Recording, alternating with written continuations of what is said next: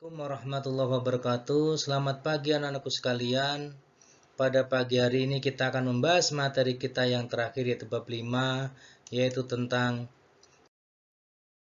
sejarah dan peran tokoh ulama penyebar Islam di Indonesia.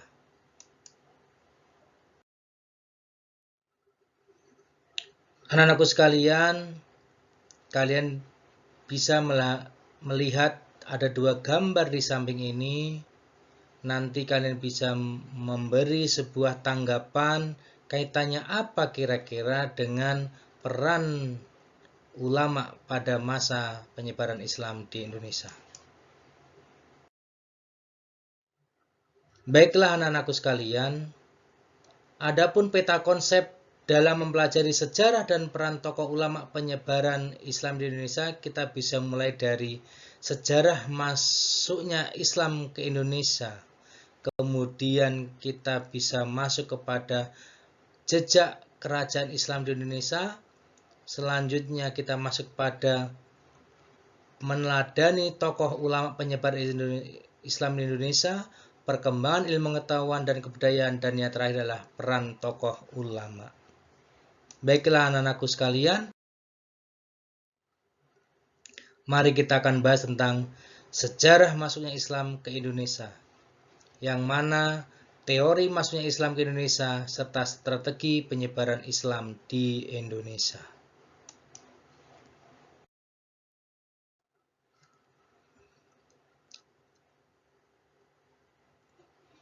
Teori masuknya Islam ke Indonesia dimulai dari teori Gujarat, yang mana teori Gujarat Islam dibawa oleh para pedagang muslim dari Gujarat sekitar abad ke-13, yang mana teori ini didukung oleh sejarawan barat. Yang kedua adalah teori Arab.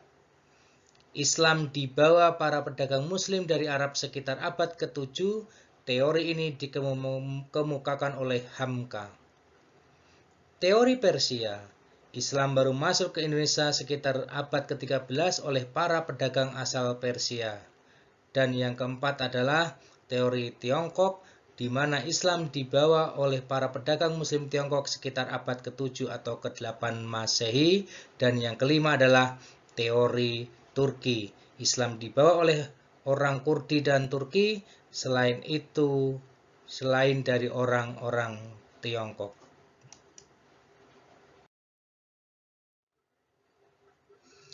Strategi penyebaran Islam di Indonesia melalui jalur tasawuf, jalur kesenian, jalur perdagangan, jalur pernikahan, jalur pendidikan, dan jalur politik.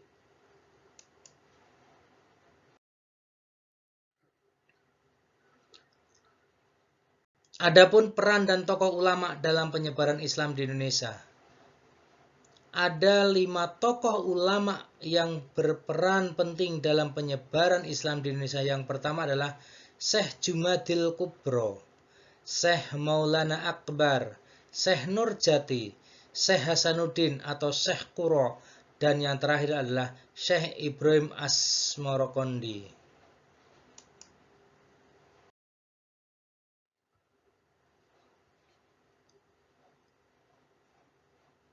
Peran tokoh ulama dalam penyebaran Islam di Indonesia. Yang pertama adalah kita akan membahas Syekh Jumadil Kubro.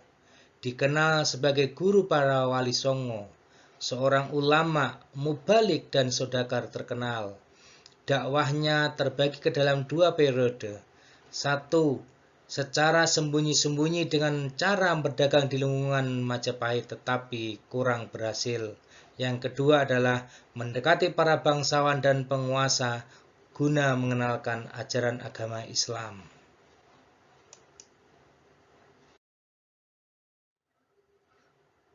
Yang kedua adalah Syekh Maulana Akbar,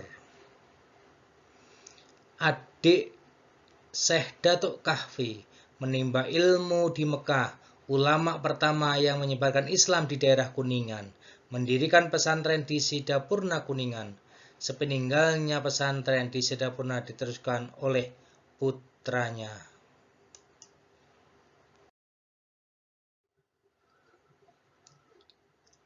Yang ketiga adalah Syekh Nurjati, dikenal dengan Syekh Datuk Kahfi atau Maulana Idhofi Mahdi, berdakwah di tempat bernama Giri Amparan Jati, perintis dakwah Islam di Jawa Barat, guru dari putra atau putri Raja Pajajaran Pangeran Walangsungsang, istrinya dan adiknya Nyi Mas Ratu Rara Santang.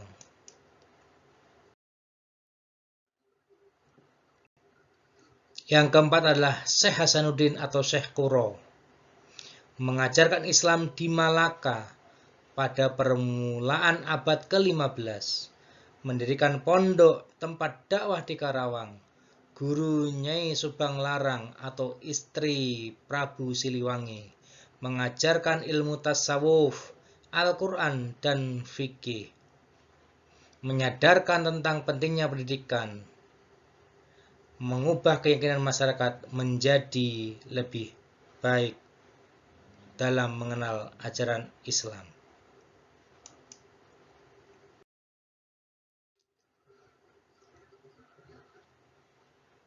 Selanjutnya, peran tokoh ulama dalam penyebaran Islam di Indonesia adalah Syekh Ibrahim As-Samarkandi, ulama penyebar Islam sebelum era Wali Songo, berdakwah di Gresik, Jawa Timur, Bandar, Tuban, berdakwah di Campa sebelum datang ke Indonesia, berdakwah melalui lisan dan tulisan, dan menulis kitab.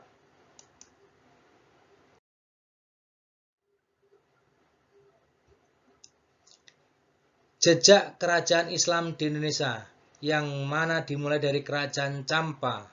Kerajaan Islam tertua di Indonesia didirikan abad ke-8 dipimpin Syahrian Shah Salman. Kerajaan Perlak didirikan pada abad pertengahan abad ke-9. Raja pertama bernama Sultan Alaidin Sayyid Maulana Abdul Aziz Shah memiliki mata uang sendiri. Yang ketiga adalah Kerajaan Samudra Pasai didirikan pada abad ke-13.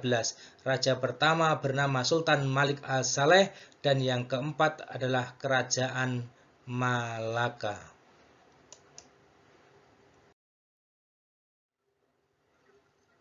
Adapun kerajaan 5 adalah Kerajaan Aceh. Raja pertama bernama Ali Mukhayyad Shah. Pusat pemerintahan di kota Raja masa keemasan saat dipimpin Iskandar Muda. Yang keenam, Kerajaan Demak didirikan oleh Raden Patah di Demak, menjadi pusat penyebaran Islam di Jawa. Raja lainnya adalah Adipati Unus dan Pangeran Trenggono. Yang ketujuh adalah Kerajaan Mataram didirikan oleh Sutawijaya. Raja terbesarnya adalah Sultan Agung. Dan yang kedelapan adalah Kerajaan Cirebon, berdiri di wilayah Pajajaran, didirikan oleh Pangeran Walangsungsang.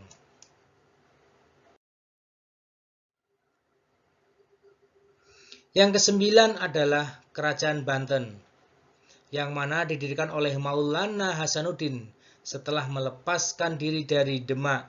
Raja terbesar yaitu Sultan Ageng Tirtayasa. Yang ke-10 adalah Kerajaan Goa Tallo. Dua kerajaan kembar berpusat di Simbaopu. Raja pertama bernama Sultan Alauddin Awalul Islam. Raja terbesar Sultan Hasanuddin. Yang ke-11 adalah Kerajaan Ternate Tidore. Rajanya bergelar Kolano. Setelah masuk Islam bergelar Sultan. Raja yang terkenal yaitu Sultan Khairun dan Sultan Ba'bullah.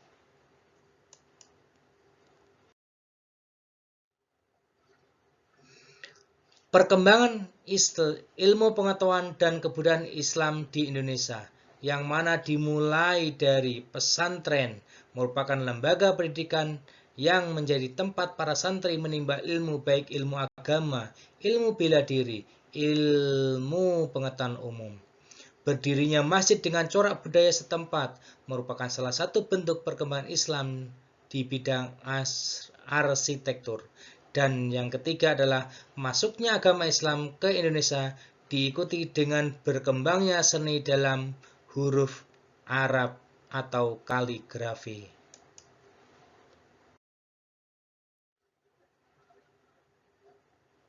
Selanjutnya, perkembangan dalam bidang seni sastra dapat dilihat pada peninggalan berupa suluk, syair, dan hikayat. Di samping itu juga, setelah masuknya Islam, mulai dikenal dengan penanggalan Hijriah yang dirintis oleh Sultan Agung, serta salah satu peninggalan berupa perayaan adalah tradisi grebek.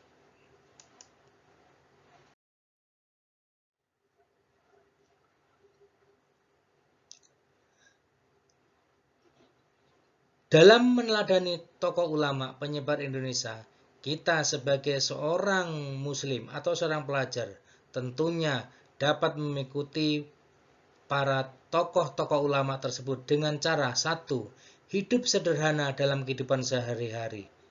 Hidup sederhana tidak perlu mewah, tidak perlu berfoya-foya. Yang kedua, giat dalam menuntut ilmu. Terlebih kita sebagai seorang pelajar tentunya harus lebih giat dalam menuntut ilmu untuk mengejar masa depan. Yang ketiga, bersemangat menuntut ilmu kepada guru yang berbeda dengan spesialisasi ilmu yang berbeda pula. Yang keempat adalah mengamalkan ilmu yang telah diperoleh. Kiranya cukup sekian pembahasan materi kita pada pagi hari ini. Anak-anakku, kita cukupkan sekian dulu. Wallahu muwaffiq ila aqwamit thoriq. Wassalamualaikum warahmatullahi wabarakatuh.